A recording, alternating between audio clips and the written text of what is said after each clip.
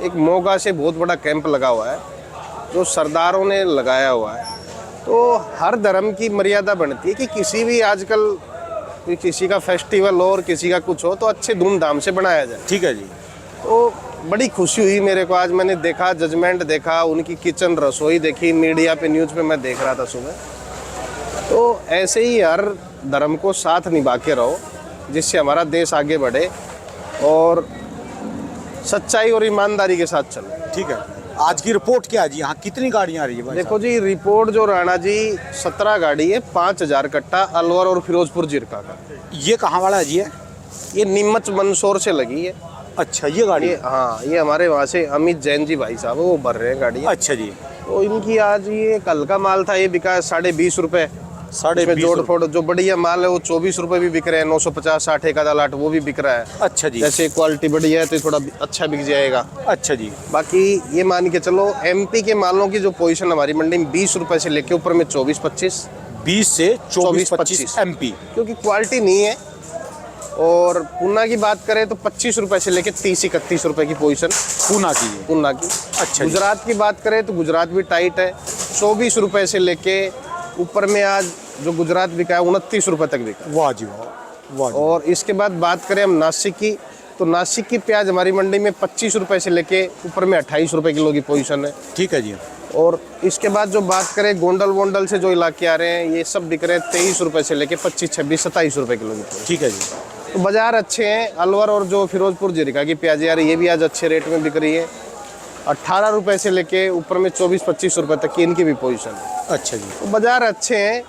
जब तक पीछे देशावर में अराइवल नहीं बढ़ेगा तब तक बाजार चलते रहेंगे। ठीक है। अब ये अराइवल देखो कब बढ़ जाए, सोमवार बढ़े, मंगलवार बढ़े, ना बढ़े, 10 दिन ना बढ़े, तो आंकड़ा लगाना जनवरी के अंदर प्याज का बड़ा मुश्किल आंकड़ा है। ठीक है जी। तो ये तो आवक के हिसाब से बाजार चलता है। आवक जैसे बढ़ेगी तो रुपये 2 रुपये 4 रुपये कम मिलेगा, और आवक कम रहेगी तो बाजार लगातार ये चलता रहेगा। ठीक है जी। हाँ जी, हाँ जी। और उम्मीद नहीं थी जी दोबारा कम बैक हो जाएगा जी ये रेट? देखो जी, उम्मीद तो मैं बता तो रहा हूँ आपको, इस टाइम सारा झुकाव जो महाकुंभ वाला चल रहा है, ठीक है जी, ये चारों तरफ इसका पलड़ा भारी होता है। ठीक है जी। क्योंकि जो हमारे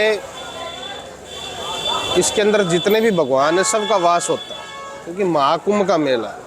तो ये सारी दृष्टि उसी ने बनाई हुई है। जब हम सोचते कि प्याज का बाजार 10 रुपये 15 रुपये किलो आ जाएगा, तो और आना भी नहीं चाहिए, क्योंकि किसान का जो खर्चा है आज ये लगा लो 15 रुपये किलो प्याज उसके घर में पड़ता है। ठीक है। ठंड वाली प्याज, इसका प्रोडक्शन कम निकलता है। ठीक है जी। और जो अप्रैल मई में निकलती है उसका प्रोडक्शन ज़्यादा निकलता है। वो प्याज किसान को 12 रुपये किलो के आसपास घर में पड़ती है, और ये वाली प्याज किसान को 15 रुपये किलो घर में उसके लागत लगा के पड़ती है। ठीक है जी। तो रेट मिलना चाहिए किसानों को। किसानों को लगातार 15 से 20 रुपये 25 रुपये मैं तो कहता हूँ मार्च तक बिके प्याज। पर आगे चल के आंकड़े कितनी कहाँ आवक बढ़े। सुख सागर में भी फसल अच्छी बता रहे हैं, साउथ में भी फसल अच्छी है। साउथ में एक वेव लगता है जो अभी निकलता है फरवरी के अंदर, ठीक है जी, उसकी भी लहर अच्छी बता रहे हैं कि प्याज अच्छी लग रही है। एमपी में भी अच्छी लहर है प्याज की। तो ये इसके जो आंकड़े हैं आप ये समझ के चलो कि 26 के बाद कोई कह रहा है कि आवक बढ़ेगी। मेरी गुजरात में लोगों से बात होती है, सब आदमी ये बताएं कि भाई आपके एरिए में और आपके गांव में कितना प्याज और कब निकलेगा, इससे आंकड़ा निकल के आएगा। और जो जो फसल गर्मियों वाली लगा रहे हैं नए इलाकों में वो किसान ना लगाएं, कम लगाएं। ठीक है जी, क्योंकि भाव बना रहे। एक्सपोर्ट गवर्नमेंट कर रही है, एक्सपोर्ट अच्छा हो रहा है, एक्सपोर्ट की वजह से ही बाजार आज सीमित है। रोज़ आप ये मान के चलो 100 से 150 गाड़ियाँ एक्सपोर्ट लाइन में जा रही है, चाहे बांग्लादेश हो, कोलंबो, मलेशिया हो, दुबई हो, वियतनाम हो। काफ़ी कंट्रियाँ हैं जो इंडिया से डिपेंड है प्याज के ऊपर। ठीक है, वियतनाम वगैरह देश हो गए, भले छोटी कंट्री हैं पर प्याज यहाँ से हिंदुस्तान से जाता है। माल भी टूरिस्ट जाते हैं जी, खाते हैं जी सब। हाँ, तो आप ये मान के चलो डिमांड अच्छी है।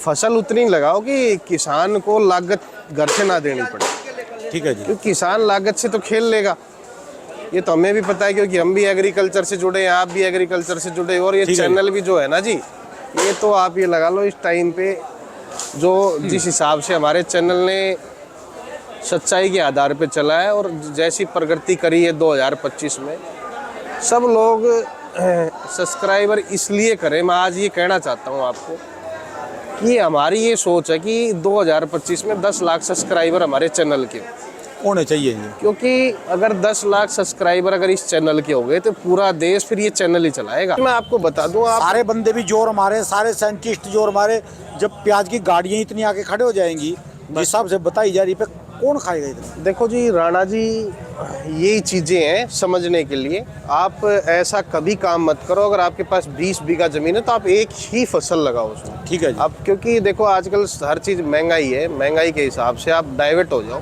भाई 20 बीघा है तो 5 बीघा प्याज लगाओ, 2 बीघे में लहसुन लगाओ।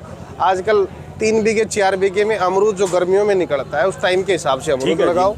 और काफ़ी चीज़ें हैं, गेहूँ हो गया, धान हो गया, जिस एरिया में जो फसल लगती है वो लगती 36 पे हैं जी, कहीं भी अपना डाइवर्ट हो सकते हैं जी। है। तो आप इस चीज़ को लेके चलो कि भाई हमारी 5 बीघे में फसल 5 लाख की बिके और 15 बीघे में हमारी फसल 2.5 लाख की बिके। ठीक है जी। ऐसा काम मत करो कि 20 बीघे में आप लगाओ तो सारी 2.5 लाख की ना बिके। ठीक है जी, बात आपकी। क्योंकि सबसे बड़ा आंकड़ा क्या है मैं बता दूं, 20 बीघे में अगर 7.5 लाख की फसल बिकती है डाइवर्ट हो के, और आप एक ही फसल सारे किसान लगा दोगे तो 2.5 लाख की भी सारी नहीं बिकेगी। ठीक है तो जी। उसको डाइवर्ट करो, गेहूं की जगह जहाँ लगाना गेहूं लगाओ। आप ये मत सोचो कि मैं सारा प्याज लगा देता तो मैं 1 करोड़ का बिक जाता। ये नहीं पता कि अगर तू सारा ही प्याज तुम लगा देते और भी लगाते तो हैं जो तुम्हारा ये प्याज 2 बीघे में 4 लाख का बिका है, हाँ ये जी। 50,000 का भी नहीं बिकता। ठीक है जी, बात तो आपकी। इस सोच को मत रखो, आगे की सोच को रखो कि भाई हमें धीरे धीरे बढ़ना है, बूंद बूंद से घड़ा भरता है। तो ये मत सोचो कि एक रात में जो आदमी पैसे वाला बनता है ना, वो अगले दिन कंगला भी हो जाता है। ठीक है जी। तो धीरे धीरे सोच को जारी रखो, आगे बढ़ो, आगे बढ़ने का टाइम। फसल सब लगाओ, डाइवर्ट होके लगाओ, चाहे लहसुन हो, प्याज हो, टमाटर हो, आलू हो, एक फसल के पीछे मत पड़ो। ठीक है जी। बाहर से ये चीज़ खोज करो कि जो 700, 800, 1000 रुपए किलो में इंडिया में जो आके चीज़ें बिक रही है, उसकी खोज करो कि इसका बीज कहाँ से क्या लाया जाए और कैसे लगाया जाए। ठीक है जी।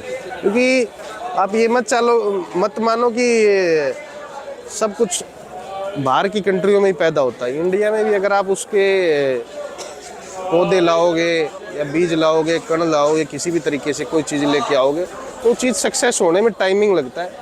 ठीक है जी। जब प्याज का भी बीज आया था तो ये सारा पहले बाहर से आया हुआ। प्याज पहले इंडिया में पैदा नहीं होता था। ये जो हमारा पंजाब प्रांत था, हिंदुस्तान अलग होने से पहले प्याज की जो खेती होती थी वो हमारे पाकिस्तान के प्रांत में होती थी। ठीक है जी। जो जब से 1947 से देश का बंटवारा हुआ है, तब से यहाँ सिंधी लोग जो आए हैं पाकिस्तान से, तो यही प्याज लेके आए थे, यही बीज लेके आए थे, यही कण लेके आए थे। इन्होंने ही प्याज लगानी लोगों को सिखाई थी। 1947 के बाद हमारे देश में प्याज की मात्रा बढ़ी है, तब से प्याज लगने लगे। ठीक है जी। तो आप डाइवर्ट हो जाओ, जो बाहर विदेशों में हमारे लोग रह रहे हैं, कनाडा रह रहे हैं, उनसे ये पूछो भाई ये चीज़ यहाँ से आके ऐसे बिकती है। काफ़ी चीज़ जो दवाइयाँ भी बनती है जड़ी बूटी